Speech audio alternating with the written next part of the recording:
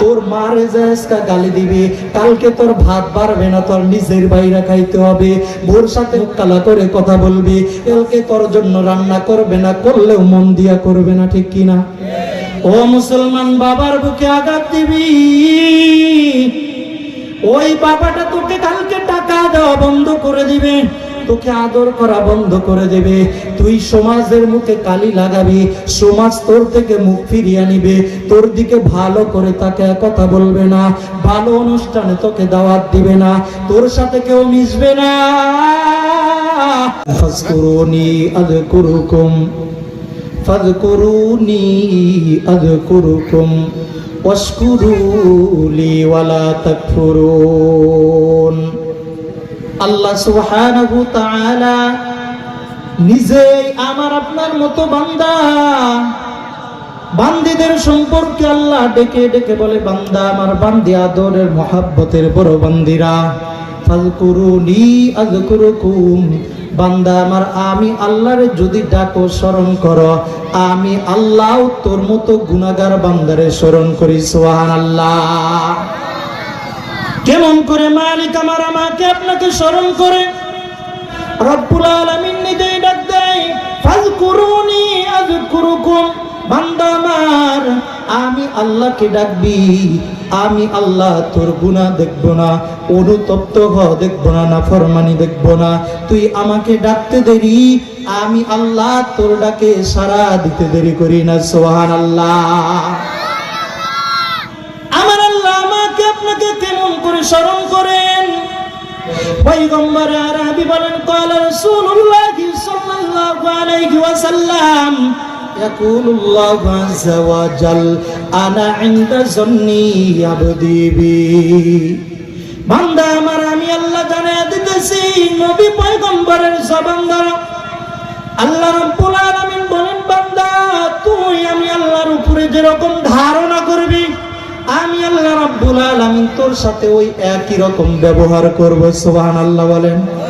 বান্দা ধারণা করবি মাহফিলের প্যান্ডেলে যায় নিজের গুনাহগুলো মাফ করাবো, আমার আল্লাহ বলেন তোর এই ধারণা যদি খাঁটি হয়ে থাকে, আমি আল্লাহ তোর অন্তরের দিকে তাকাইয়া তোর জিন্দেগির সব গুনাহগুলা মাফ করে দিব। সুবহানাল্লাহ।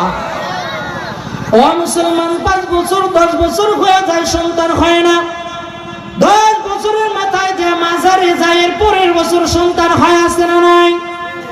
আল্লাহ বলেন, না না, ওই ভণ্ড পীর, মাজার পূজারীর পীর তোকে সন্তান দিতে পারে না। আমার আল্লাহ যদি না চান, দুনিয়ার কেউ, আসমানের কেউ, জমিনের কেউ সন্তান দিতে পারে? কেউ পারে না। আল্লাহ বলেন, এই ক্ষমতা আমি কাউকে দেই নাই। কিন্তু মাজারে যাওয়ার পরের বছর কেন সন্তান হয়? আল্লাহ রাব্বুল আলামিন নিজেই জানিয়ে দেয়, ইনদা যন্নি আবদি বি, ওই বান্দাটা ধারণা করছে মাজারে গেলে সন্তান হবে, ওই বান্দাটা ধারণা করছে কবিরাজের ওষুধ খাইলে সন্তান হবে, ওই বান্দিটা ধারণা করছে অমুক জনের কাছে গেলে এই আশাটা পূরণ হবে, অমুক হুজুরের কাছে দোয়া নিলে আমার এই আশাটা পূর্ণ হবে, হুজুরের কাছে দোয়া নিলে পরীক্ষা আমি ভালো রেজাল্ট করতে পারবো। আল্লাহ বলেন, বান্দা যন্নি আবদি বি, তুই বান্দা আমি আল্লাহর উপর যেরকম ধারণা করছা, ওই ধারণা অনুযায়ী আমি আল্লাহ তোকে ফল দিয়া দিছি। সুবহানাল্লাহ। ওয়া আনা মাআহু হিনা ইয়াযকুরুনি। আল্লাহু আকবার। আল্লাহ বলেন, বান্দা আমি কোথায় থাকি জানোনি?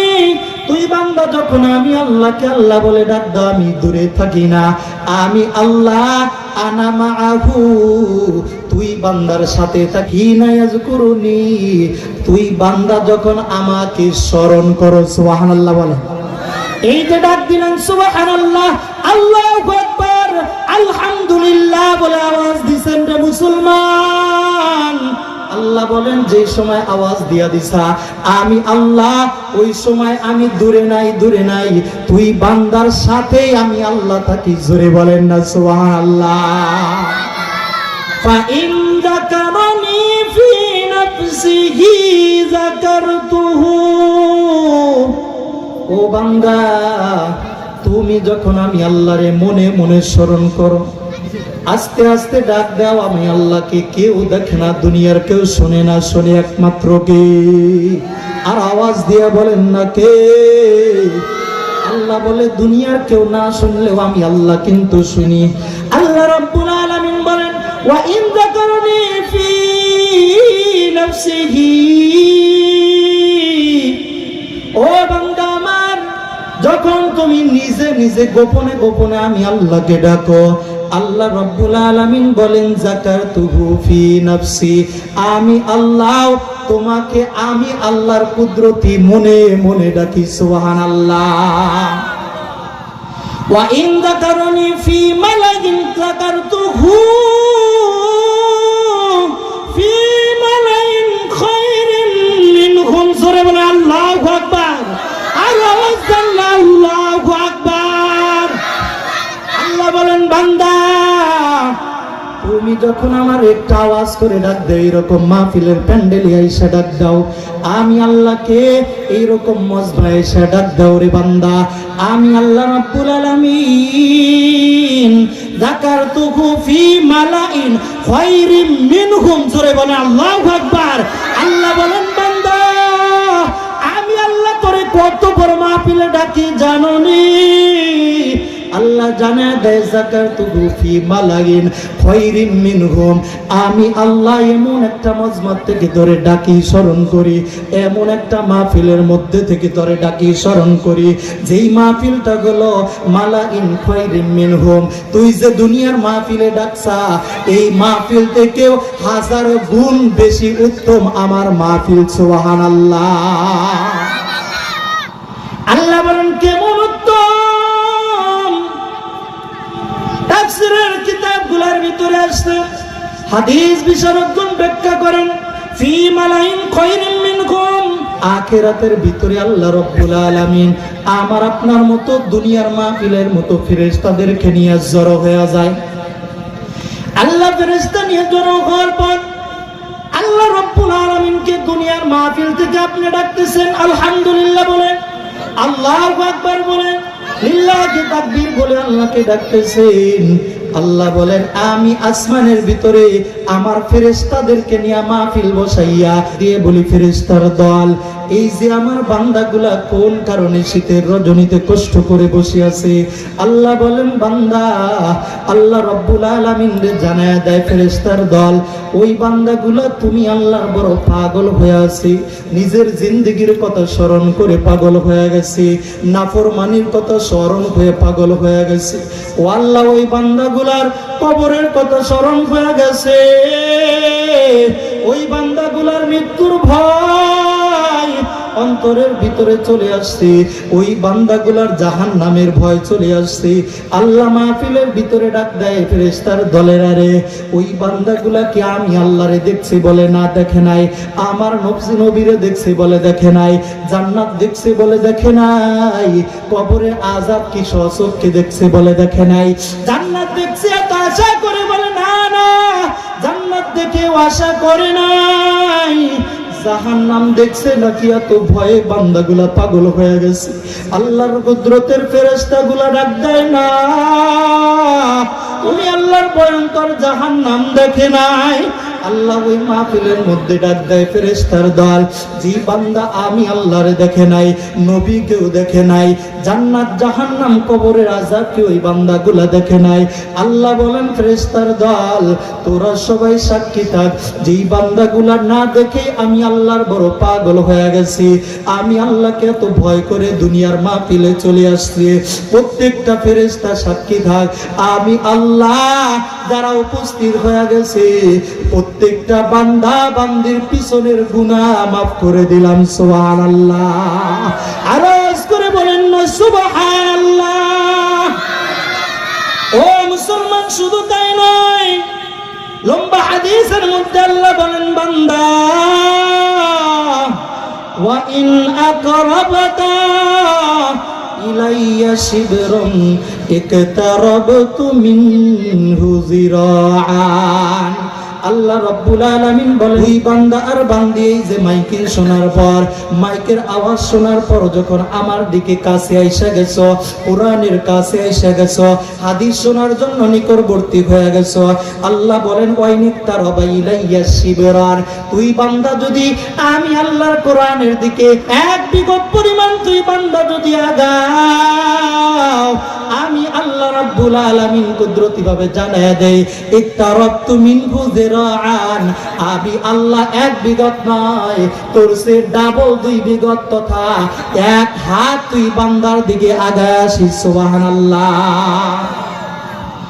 ওয়া ইন ইকতারাবা ইলাইয়া যিরাআন, আল্লাহ জানায় দেয় বান্দা তুই যদি আমি আল্লাহর দিকে একটা হাত অগ্রসর হও, তুই যদি আমি আল্লাহর মহাব্বতে কোরআনের মহাব্বতে এক হাত পরিমাণ আগাইতে পারো, ইকতারাবতু ইলাইহি বাআন, আমি আল্লাহ তুই নাফরমান বান্দার দিকে এক হাত নয়, তোর সে ডাবল করে দুই হাত তথা এক বাহু পরিমাণ তুই বান্দার দিকে আগা যাই। সুবহানাল্লাহ। শুধু তাই নয় রে জঙ্গির জোরে মুসলমান, আল্লাহ বলেন ওয়াইনা তানি আমশি আতাইতুহু হারওয়ালাতান, জোরে বলেন আল্লাহু আকবার। আল্লাহ বলেন বান্দা তুমি যখন ওয়াইন আতানি আমশি, আমি আল্লাহর দিকে যখন হেঁটে হেঁটে আসবা, বাড়ির থেকে ঘোড়ায় কেউ আসো নাই, গাড়িতে করে কেউ আসো নাই, মুসলমান ঘর থেকে বের হইয়া কোরআনের মহাব্বত নিয়া এই জান্নাতের বাগানে কোরআন শোনার জন্য যখন আসছো রে বান্দা, আল্লাহ হাদিসে কুদসিতে জানায় দেয় তানি ইয়ামসি, হাইটা হাইটা যেই বান্দাগুলো আসছো, আল্লাহ রাব্বুল আলামিন বলেন আতাইতু হারওয়ালাতান, আমি আল্লাহ ওর দিকে হাইটা যাই না, ওই নাফরমানের দিকে আমি আল্লাহ কুদরতি ভাবে দৌড়াইতে থাকি। সুবহানাল্লাহ। আর আওয়াজ দিয়ে বলেন সুবহানাল্লাহ। আমাকে আপনাকে মাফ করার জন্য, পিছনের গুনাহগুলো মুছে দেওয়ার জন্য আমার আল্লাহ কত দয়াবান, কত ক্ষমাশীল, মাফ করনেওয়ালা। ও মুসলমান,